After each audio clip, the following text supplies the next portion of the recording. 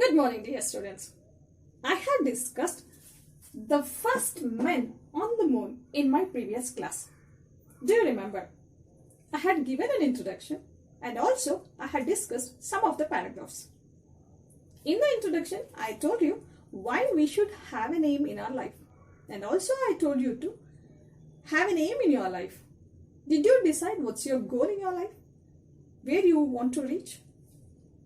If not, do it soon. And also I had discussed some of the paragraphs.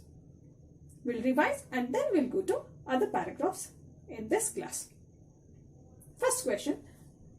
Who were the two people who landed on the moon? Two people who landed on the moon were Neil Armstrong and Edwin Aldrin. Who were the two people? Neil Armstrong and Edwin Aldrin. When did they reach?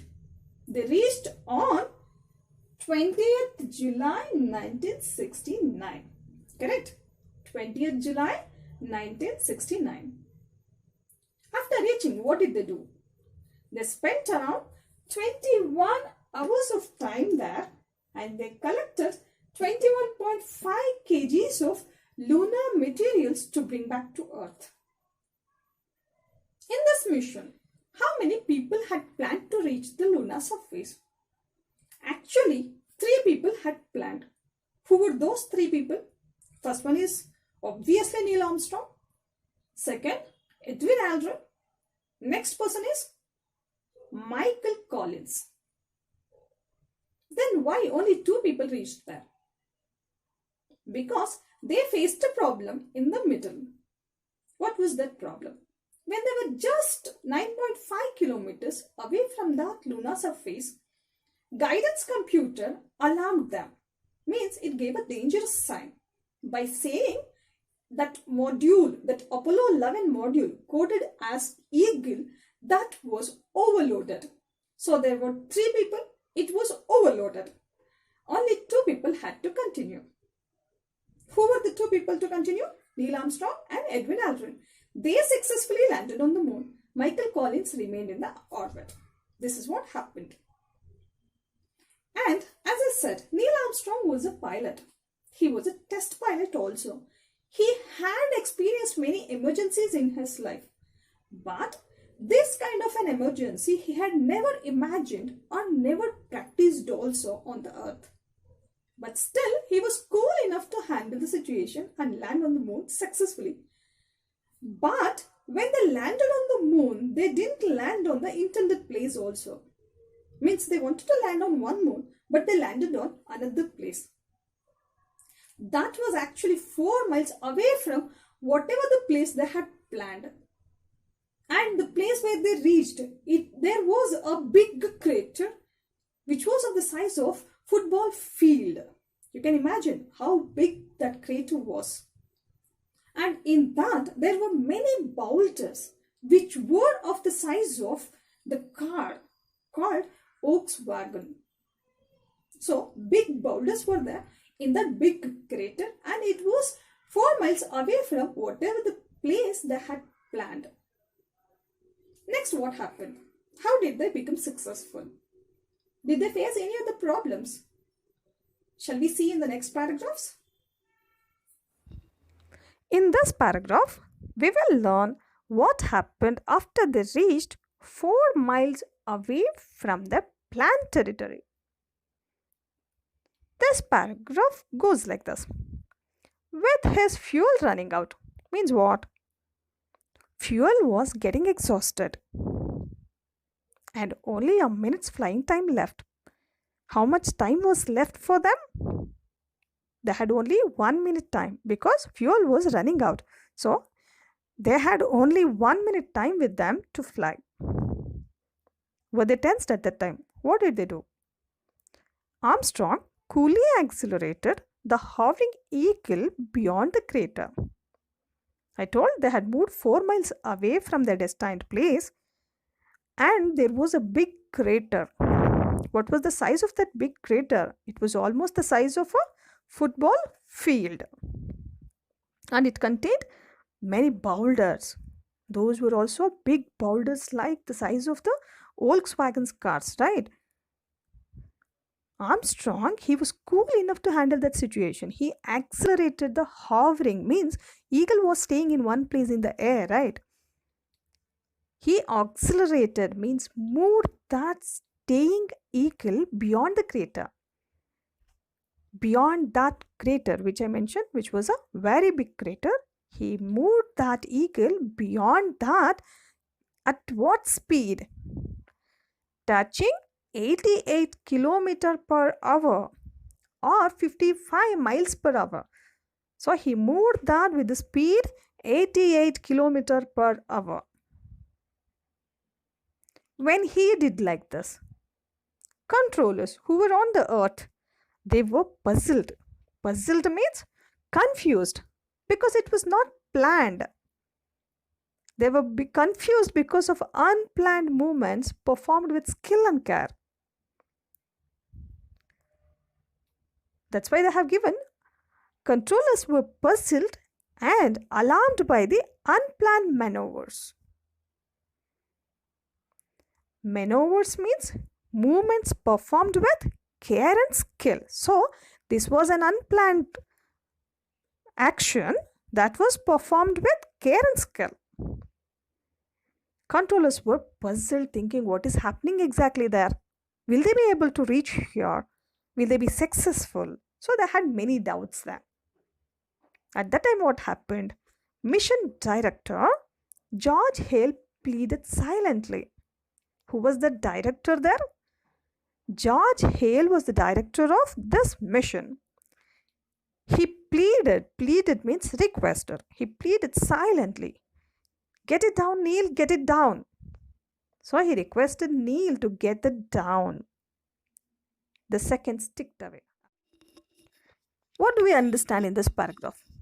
Here, his presence of mind is appreciable, isn't it? He was able to control the situation even when it was stressful and chaotic. Actually, many have the tendencies to become panic in times of emergencies. When emergency comes, people become panic. They won't be able to handle that situation. When it happens like that, the situation becomes worse, even more worse. But think, if we are calm at that time, if we can handle the situation properly, what happens? We can conquer any situation, right? Just take an example now. Take water. If you disturb it by moving your hands, what happens? Can you see it clearly? Definitely not. You cannot see what is inside. But when it's calm, just check. Everything will be clear. You can see what's exactly inside. So, our mind is also like that. It should be calm. When it will be calm, even in times of difficulty, we get how to resolve the problems. Otherwise, the problems become worse. So, we should have the presence of mind. We should be cool enough to handle the situation. We can learn that from this paragraph from Neil Armstrong. We'll see what happened next. In the next paragraph, forward drifting right. Forward drifting right, Aldrin said. Means what? Eagle moved slightly in a right direction. Why? Because of a climatic change. Drifting means moving. Then, with less than 20 seconds left, came the magic word contact. Armstrong spoke first. Tranquility Base is here. The eagle has landed.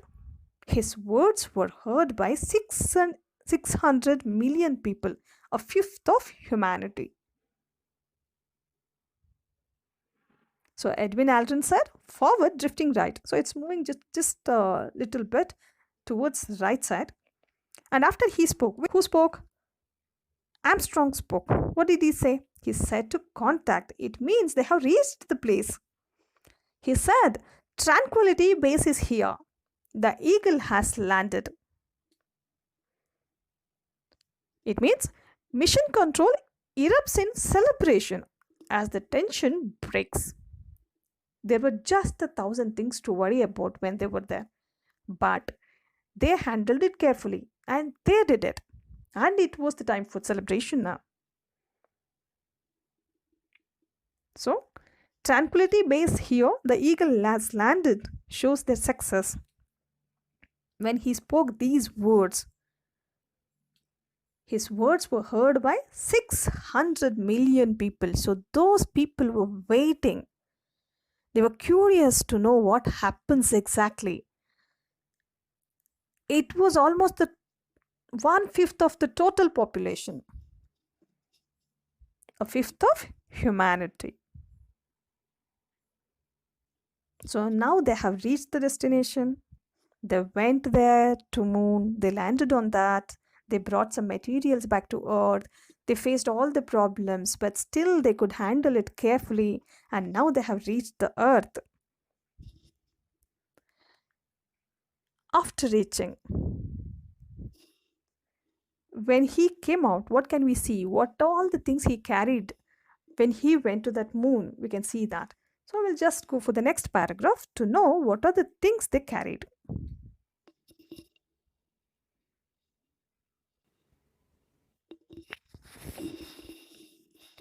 After 6 hours later, Eagle front door was opened and Armstrong backed out onto a small porch. So after 6.5 hours, what happened? That Apollo 11 module's door opened. And who was that? Armstrong. Armstrong withdrew to a small area at the entrance. Porch means it's a small area at the entrance. So he came to that place. What was he wearing? He wore a 42,000 pound, means approximately 37,73,880 rupees. So it cost 37,73,880 rupees. He wore that moon suit. And along with that, what had he carried? He had carried a sort of thermos flask capable of stopping micrometeoroids traveling 30 times faster than a rifle bullet.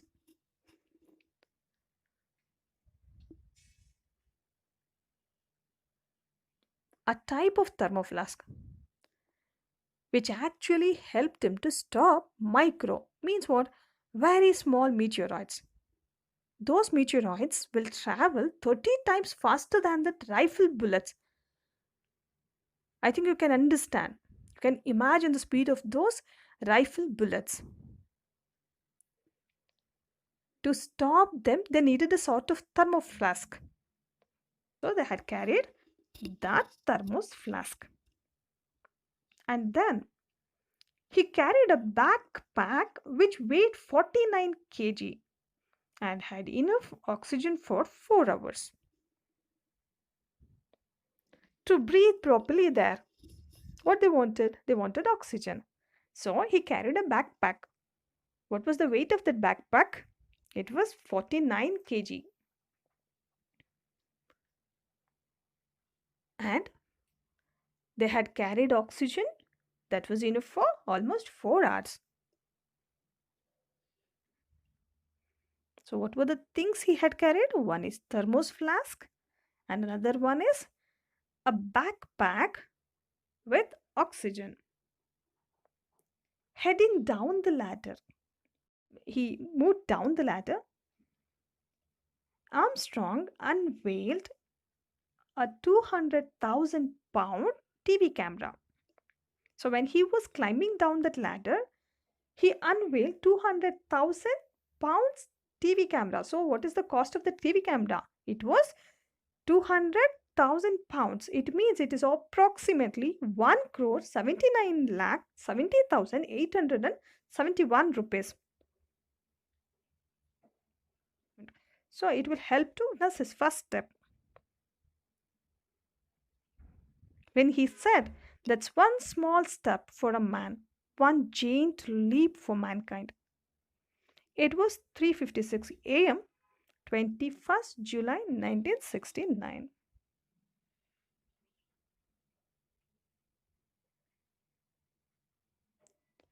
Through that camera, people could witness, means see the proof of their success, right? And he made one statement, a very important statement. At what time? At 3:56 a.m. when it was on 21st July 1969. So he made a statement at 3:56 a.m. on 21st July 1969. That statement was, that's one small step for a man, one giant leap for mankind. Yes, it actually showed what is possible through hard work, cooperation, rational thought, dedication, determination, and personal character. This success is because of the dedication and the personal control. Neil Armstrong and Edwin Aldrin, they showed us that nothing is impossible in our life. Everything is created in our mind, right? If we believe in impossible, we can make it reality. If we don't believe, we cannot definitely make it a reality. So it's in our mind. If we believe it, we can make anything possible. Many people put a boundary for our success. And beyond that, we don't dare to dream. I hope after listening to this story, we will also try to believe in our dreams and try to make our dreams our reality. Can I hope for that? Thank you.